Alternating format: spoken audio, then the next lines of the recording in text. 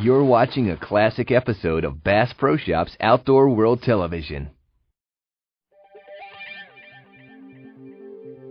Rick Clunn is known as a guy who depends on his mind as much as his fishing skills for his phenomenal success on the pro bass circuits. In a career spanning over 30 years, Clunn has won the Bassmaster's Classic 4 times and established a host of angling records. He's a member of the Fishing Hall of Fame, among many other honors. But even with all that in his background, Clunn continues to innovate. Outdoor World called on Rick to expound on his theories of how the lateral line in bass may affect behavior, both in avoiding anglers and in finding prey. One of Rick's central concepts is that bass learn to avoid anglers, their boats, and their lures. And a lot of his thinking is devoted to ways to get around that natural wariness. A great place to learn about bass or wildlife in general is to visit your local library or aquarium. We caught up with Rick at the WOW Museum in Springfield, Missouri. In addition to the incredible exhibits, there's a wealth of information on fish and what makes them tick. This is a great example of the lateral line that we've been talking about and its hydrodynamic imaging capabilities. They're really, the science refers to them as hairs that act like nerves to help detect water flow and sound around the bass and its environment. And this is really what we're going to be referring to as far as the fish's lateral line. Scientists point out that the lateral line allows bass to sense the slightest differences in pressure, including the pressure waves created by sounds traveling through water. They use this sensing organ to avoid collisions, to follow current flows, to avoid predators, and to find their meals on a daily basis. With more anglers on the water each year, Rick Clunn is convinced that learning different approaches to get around the natural caution of the bass will become essential to fishing success. We as anglers, and there's certainly more and more of us now on the water, have created kind of an artificial influence on the behavior of the bass. The more we fish, and certainly there's more and more people on the water. Used to, I'd see a few boats on the weekend and hardly anything during the week, and now it's every day of the week. There's anglers out there chasing the bass around. This is an artificial change in the bass's behavior, and I think the fishermen that really discover how to adjust to that are the ones who are going to be the most successful in the future.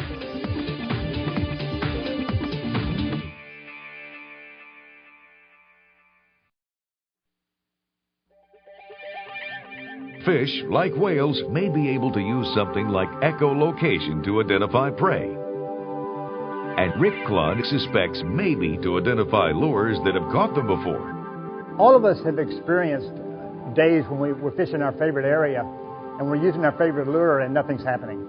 And then all of a sudden we make one tiny lure change and the whole area just comes alive. And you're catching a fish every cast. And to me, I've had those experiences many, many times in my career, and probably the one that stands out most to me where a very small change made a huge difference was when I won the 1984 Bassmaster Classic World Championship at Pine Bluff, Arkansas. I had fished this one area, this one little 50-yard ledge for 2 straight days, and it produced 2 24-pound bags of fish for me, and I had a huge lead over the rest of the contestants.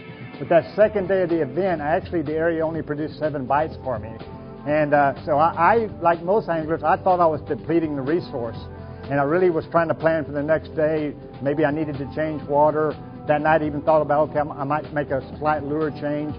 And so when I returned there on the 3rd day, I actually made 2 passes up and down this little 50-yard stretch without a strike.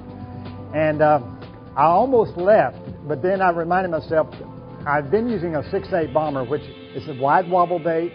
It's got rattles in it. And I said, well, I'm going to change to a bait that's quieter and maybe a little tighter wobble. And so I went to number 7 Shad Rap and immediately turned around and caught 28 pounds. I caught the biggest string of my trip in the whole tournament. And it was like that one minor change turned this water back into virgin water. And I've seen that over and over. And so that's the whole point of understanding the lateral line. There's some mechanism in the fish which is allowing it to detect even the subtlest of differences. And I think in the future it's going to be very important for you as an angler likewise understand those differences and how important they might be.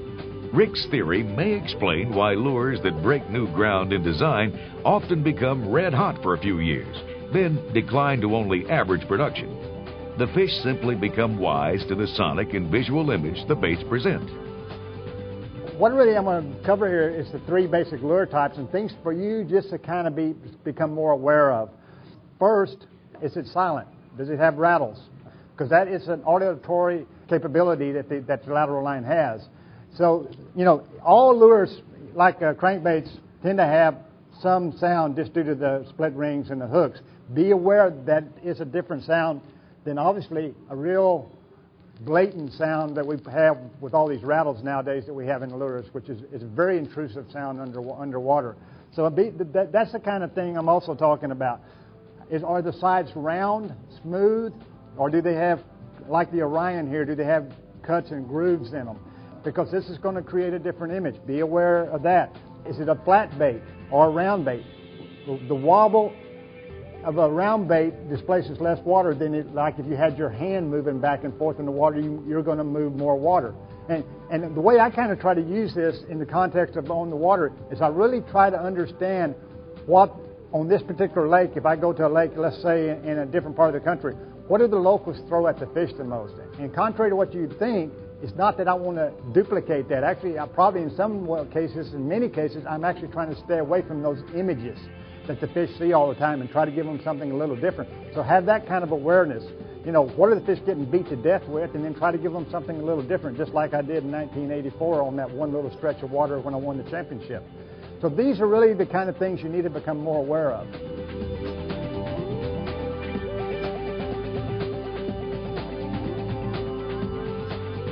Combine a cautious approach with a new lure or a different presentation, and the result can often be great bassing action and maybe a tournament victory.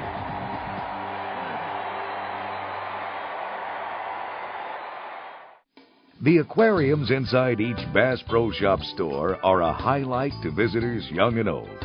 You might say there's a certain animal magnetism about these stars of the aquatic stage. Behind all the scenery is a complex life support system. Debbie CRAIN is in charge of live exhibits. And the care these fish receive is second to none. There's a lot that we do behind the scenes that people never see to try and make the exhibits pleasing to people. It's like anything you do in your at-home aquarium, but we have to physically get in to do it, to clean the glass, to vacuum, to scrub the walls. We have several life support systems that have great big sand filters. Of all this, we do all the maintenance and care of the animals behind the scene, especially with fish. When we first get one, we quarantine it to make sure that it doesn't have any parasites before we put it in our population. A lot of our fish here will almost double their lifespan because they're not dealing with parasites and adverse weather conditions. The original aquarium still stands in the Springfield store. Today it houses an amazing collection of 10-pound plus bass. It took 4 or 5 of us to lift those big rocks up, put them in the trucks, bring them up. Fishing legend and longtime tracker pro Charlie Campbell helped design that first aquarium, armed with notes from visits to major aquariums and a lot of Ozarks ingenuity. And so we got figuring out how that we could build an aquarium like Johnny wanted. He wanted a big one. And at the time, this is one of the largest aquariums in the country at the time. Campbell also hosted those early fish feeding shows. And also, we think that we have a unique... Oh, it was one of the first like that in the country at the time. They would crowd around here as far as, you know, and we would ask them, you know, where they were from, and they were from every state in the union. They'd come to the Bass Pro Shop here and this fish feeding deal, and we'd let them talk to the divers. I'd get them up close to the microphone and ask the divers, you know. The divers would pull a minnow out of the basket, put out in front of them for the fish to feed on, and they learned about the fish and the names of them. And we had names for the big bass in there, like Ethel, for instance, is in there. Without a doubt, the main attraction on the Bass Pro stage was Ethel, the largemouth bass.